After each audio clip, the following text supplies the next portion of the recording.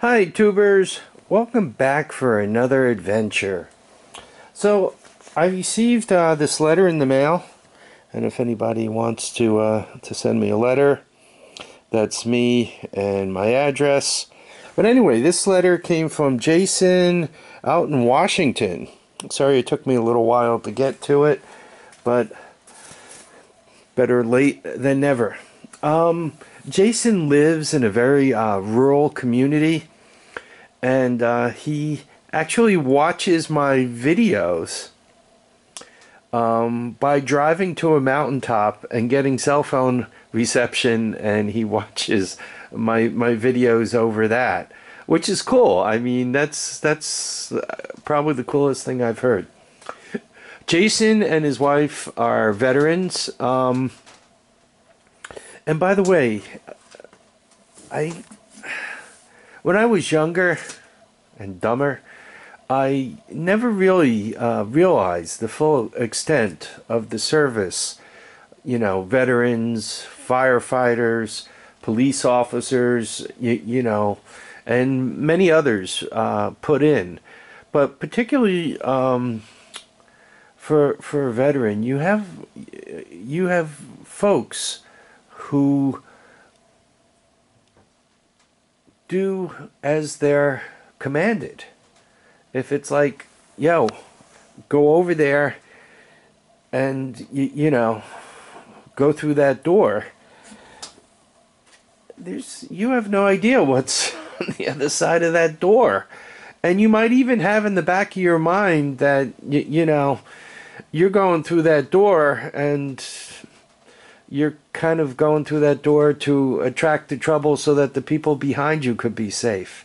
So I'm, for any veterans out there, I'm specifically for veterans, though I respect firefighters and police officers and so forth. But for a veteran, they do as they're told, even if what they're being told to do might mean that they're bad things are going to happen to them. So, all of us should respect veterans. Anyway, Jason and his wife are veterans, and he loves this Honda stuff, Honda single cylinder air cooled stuff, which is really, really cool.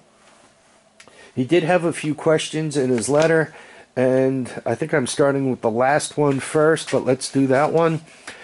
Specifically, he asked about gas tanks for the TRX 200.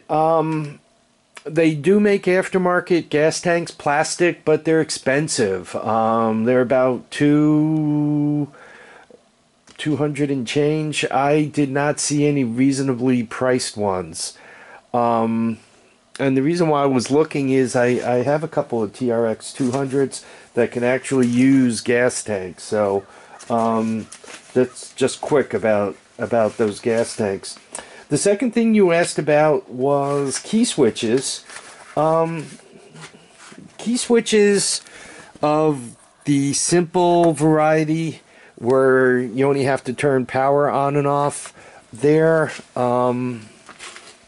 reasonable. I think you were specifically asking about the TRX 200, which means you need two sets of contacts in the switches, one that turns the engine off and one that turns on power to run the lights and all that other kind of stuff. Typically, they're pretty reasonable. You can, 15 to 35 bucks eBay, depending on who's got what to sell. I mean, the cheap Chinese ones will work also, but you could find a Honda made key switch. You're probably looking at about 35 bucks. So those are those two questions. Once again, eBay deals. I've bought some of them. They seem to be pretty good. And the last question, you got to excuse me. I remembered two. I think that's really pretty good for my memory. That's the complete running machine. Question 1, what kind of battery pack jump starter do you have? The yellow one. The yellow jump starter is the cheap Harbor Freight. I don't know, they go for 59 bucks. That particular jump starter, and I'm not quite sure why, but it's lasted the longest. It does not have a name brand to it, and even if it did have a name brand, it was like, you know, Delta King or something like that. You know, one of those name brands that somebody just wrote on a sticker and put on there. You could kind of see it, but it really doesn't matter me showing you the jump pack. It matters what battery is in it. But that particular jump pack has outlasted all its buddies. Many jump packs have come and gone, and that one held on. Once again, that was one of those Harbor Freight on sale. It doesn't have a compressor. It doesn't have, you know, the power inverter to run 110. All it is a 12-volt battery pack, and I think it was $59 back then. It happened to hold up a long time. Once again, Harbor Freight. Nothing special. Every once in a while, with some of the antics, you'll see I also have one of those capacitive jump packs. It's a bunch of big capacitors. As a matter of fact, it's on the other side of those boxes. That's kind of expensive for what they do, and I always worry with that if I'm not careful, the thing might just like blow up in my face. So it's more expensive than your typical gel cell jump pack, so I'm not really thrilled with that. I also have a lithium ion jump pack. It's, you know, small, like the size of a smartphone, but twice as thick. That I actually did a video on, and I used it to jumpstart a 6-cylinder Chrysler minivan. And I mean, it works, but so far that one's held up the best, and it was really the cheapest. Though I guess the lithium ion ones that you can kind of put in your pocket and walk around with, they've gotten cheaper too, and they do work fine for jumping this kind of stuff. It's just with the car, it's a little dicey, especially if it's cold out. You're better off with that fully charged. So that's the jump pack question, which was number 1. Number 2 was, do you use a torque wrench for putting your lock butt on the main shaft? Do I use a torque wrench? Normally not.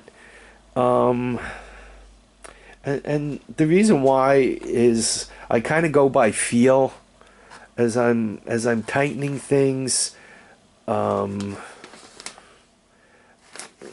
know, I turned 60 my next birthday, and I always got used to taking apart things and putting them together by feel. So I have a tendency, you know, I've not had stuff fall apart, and I've not broken nuts off when, you know, putting things back together again. I haven't snapped them, and I haven't had them fall apart. So, you know, by hand is how I do everything. I do have torque wrenches, and for some critical stuff, occasionally I'll use them.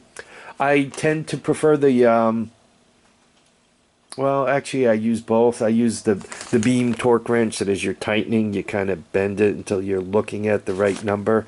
But as you start getting above, you know, 50 foot-pounds, it's kind of hard to look and pull at the same time, right? Once you get beyond one hand worth of pulling, when you're really leaning on it, it's kind of hard to lean over and see what it says. I've also used the click ones. I have a cheap click one. I mean, it works. I've used it.